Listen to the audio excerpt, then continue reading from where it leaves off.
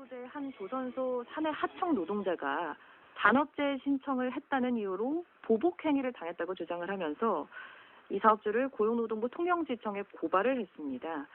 그런데 이 사건이 거제경찰서로 이송이 됐고요. 그 이유를 보니까 산재보험법 위반 사건에 고용노동부는 수사 권한이 없기 때문이라고 합니다. 이 산재를 예방하고 감독해야 할 고용노동부가 왜 이 산업재해 사건에 적극적으로 개입하지 못하는 건지도 상당히 궁금한데요. 저희 민주노총 거제지역지부 김정열 수석부지부장 전화로 연결해서 이 내용 자세히 알아보겠습니다. 수석부지부장님 나와 계십니까? 예, 반갑습니다. 네, 반갑습니다. 먼저 이거부터 여쭤볼게요. 그 산재 신청을 했다는 이유로 보복 행위를 당했다는 주장이 나왔어요. 어떻게 된 일입니까? 네, 지난해 10월경에 예. 제가 약 5개월 정도의 휴업을 요하는 골절 사고를 당했습니다. 뼈가 부러지는 사고였던 거예요. 예. 예. 당연히 이제 산재보험으로 처리를 해야 했는데 회사는 관행적으로 공상을 유도했거든요. 예. 근데 아무래도 골절 사고다 보니까 추후에 후유증을 걱정해서 공상을 거부하고 산재 처리한 것이 이제 화근이었습니다. 예, 산재 처리를 하기는 한 거예요. 예. 그래서 산재 이제 요양 기간이 끝나고 예. 회사에 복귀하니까 바로 이제 잔업 특근을 통제시키는 보복행위가 가해졌습니다. 그러면 잔업이나 특근 같은 거를 통제시켰다는 건 못하게 하셨다는 말씀이세요? 예. 얼마나 이 연장 근무를 못하게 된 겁니까? 올해 3월에 회사에 복귀해서 한 6월까지 약 3개월 동안 이 잔업 특근을 이렇게 통제시키는 보복행위가 이렇게 지속되었고요. 예. 아무래도 이제 조선소가 기본급만으로는 생계 유지가 어려워서 이렇게 잔업 특근에 매달릴 수밖에 없는 구조다 보니까 이를 통제시킴으로써 이렇게 스스로 퇴사시키려고 하는 그런 의도가 다분했습니다. 그러니까 잔업 특근이 결국에는 그 한 달 받는 임금에 엄청난 영향을 미치는 거군요. 예, 그렇습니다. 근데 이 보복 행위임을 입증하기가 쉽진 않을 것 같은데요. 어떻습니까? 그 재해자분과 같은 반원이 10명인데요. 예. 따라서 모두가 똑같이 일이 없었다면 문제가 없지만 근무 기록표를 이제 확인하니까 재해자만 빼고 그 3개월 동안 모두 이제 잔업 특근을 해온 것이 확인이 되었고 실제 산재 신청 전과 비교했을 때 잔업 통제로 약 한 80만 원 가까이 임금이 줄어든 것도 확인이 되었습니다. 그러면 그 이전에는 다 같이 10명에서 나눠서 했다면 산재 신청을 하고 요양을 하고 돌아왔더니 잔업과 특근에서 한 명만 제외가 됐다. 예. 그렇습니다. 보복행위임이 명백하다라고 보시는 거고요. 그렇습니다. 근데 지금 이렇게 그 산재를 신청했다는 이유로 보복행위를 가하면 어떤 현행 법상 사업주에게 처벌 규정이 있지 않습니까? 예, 그 산업재해보상보험법 제111조에 의해서는 보험급여 신청을 이유로 노동자를 해고하거나 그 밖에 불이익한 처우를 해서는 안 된다고 규정하고 2년 이하의 징역 및 2천만 원 이하의 벌금에 처하도록 되어 있습니다. 그렇죠. 있죠. 처벌 규정이 있죠. 예, 그래서 이제 노동조합은 우선 사실관계를 위해서 보복행위를 가한 대표이사를 만나서 이 문제를 좀 확인을 했고요. 세 차례에 걸쳐서 이 보복행위 중단을 경고했음에도 불구하고 계속해서 잔업특근을 통제시키는 보복 조치를 가했기 때문에 통영지청에 고발 조치한 이 배경이 있습니다. 근데 그 고용노동부에 또 이 같은 내용, 산재보험법 위반으로 고발을 하면 어떤 권리 구제를 받을 수 있는 방법도 있지 않았습니까?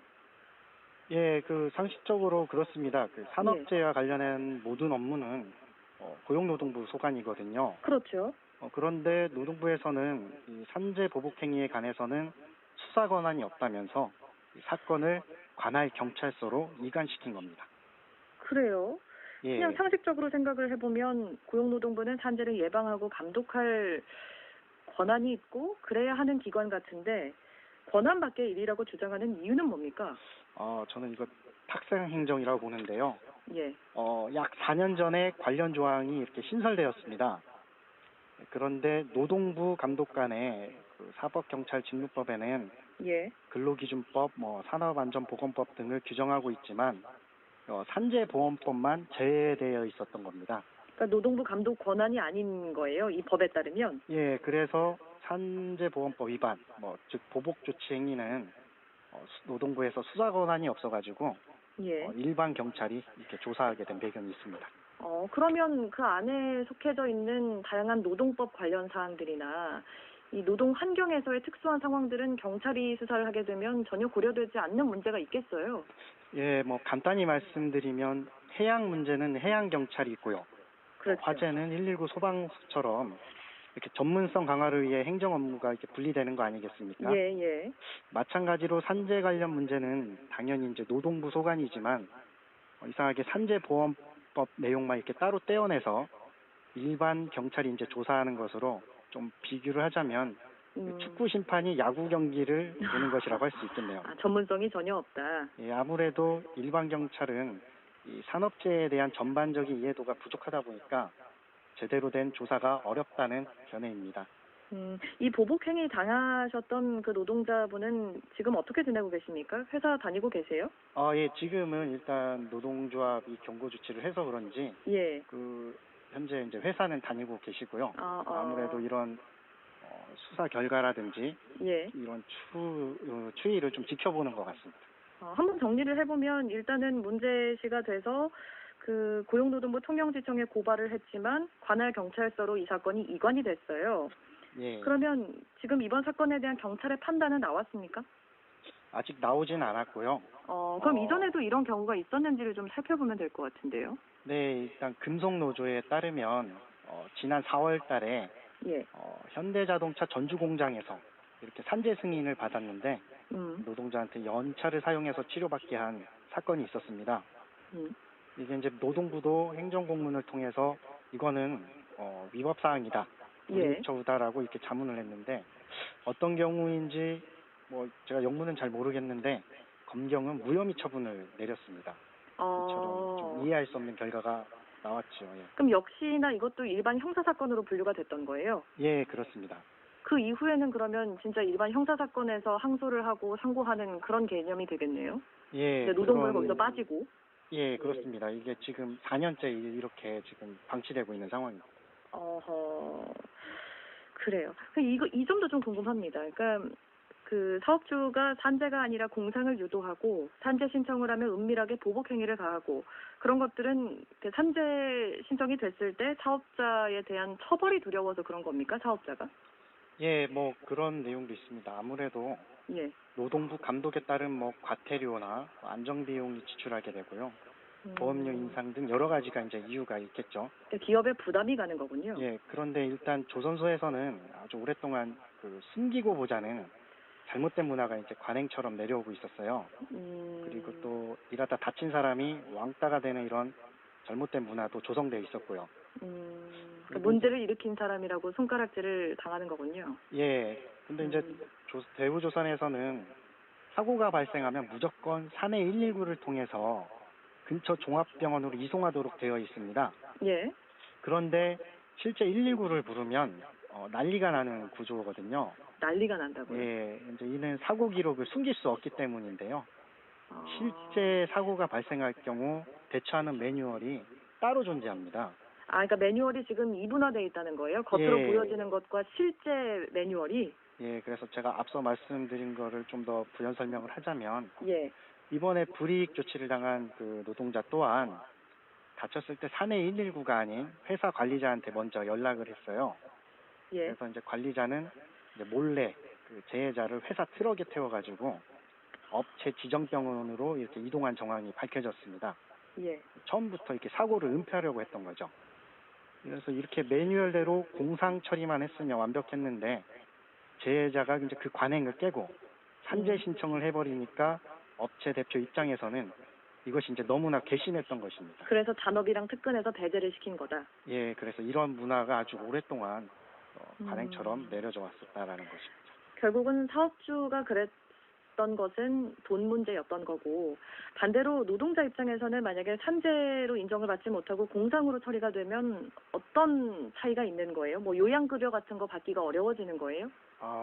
실제 공상 처리는 이제 온전한 치료를 보장하지 않습니다. 예를 들어서 우리가 6주 치료 기간이 나오면 처음부터 기부스만 하고 출근을 시키던지 아니면은 2주차 되면 빨리 출근하라고 이렇게 재촉하면 노동자는 이제 현장에 바로 나와서 일을 해야 되니까 예. 몸이 회복되지 않은 상태에서 현장에 투입되니 늘 중대재해 위험에 노출될 수밖에 없는 그런 구조에 놓여 있죠. 그러니까 뭐 재요양 받거나 뭐 장해 보상 같은 거를 못 받는 거군요. 예, 그런 문제도 발생하고요.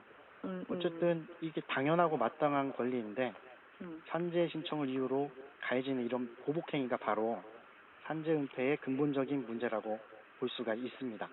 산재 신청 자체가 곧 블랙리스트에 등극되는 것이죠. 이게 관행이고 구조다 보니까 그러니까 산재를 은폐하려는 시도들이 아마 암암리에 많이 이루어졌다라는 말씀이신 것 같습니다. 실제로도 이 산재 은폐로 의심되는 현황들이 발표가 됐다고요? 예, 그 2018년하고 19년 삼성중공업과 대우조선의 산재 현황 수치를 확인할 수 있었는데요. 예. 상식적으로 원청보다 2배 이상 더 많은 하청 노동자가 또 위험하고 열악한 환경에서 일하고 있음에도 불구하고 실제 신고된 산재 현황은 하청 노동자가 약 3배가 더 적었습니다. 그래요? 근데 실제로 사망하는 사건들 보면은 하청 노동자가 또 많다는 현황이 나와 있는데 조금 이상한 것 같기도 합니다.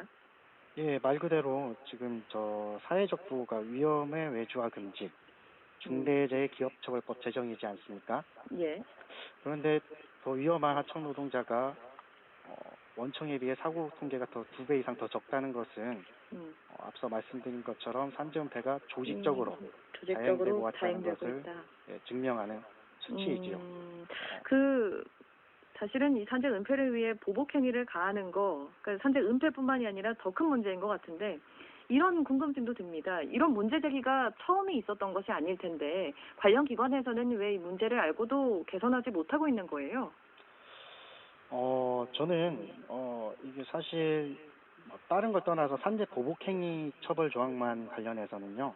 예. 사실 이게 법이 개정된 지 4년이 다 되어가고 있고 앞서 그 전주 공장 말씀드린 것처럼 이러한 문제가 1년 전에 이미 지적됐음에도 불구하고 현대자동차 전주 공장 이야기 말씀하시는 거죠? 예. 이러한 일들이 이제 이렇게 방치되고 있다는 것은 저는 좀 여야를 막론하고 노동자의 건강권에 대한 문제에 깊은 고민이 없다는 것을 좀 방증하는 것이라고 생각하고 있습니다. 근데 이 관심이라고만 얘기하기에는 이미 처벌 조항이 있다면서요, 그렇죠? 예, 그렇습니다. 그럼 이건 적용이 안 되는 거는 또 다른 문제가 있는 거 아닙니까? 어떻게 보세요? 이게 먼저 산재보상보험 신청과 산재 신고 신청이 이렇게 분리되어 있음을 좀 이해해야 합니다. 이게 현행법상 산재 신청하고 산재 신고하고는 별개의 문제거든요. 예.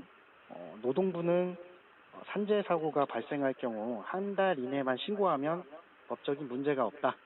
그리고 산재보험 신청을 하지 않고 공상 처리해도 문제가 없다라는 입장이에요.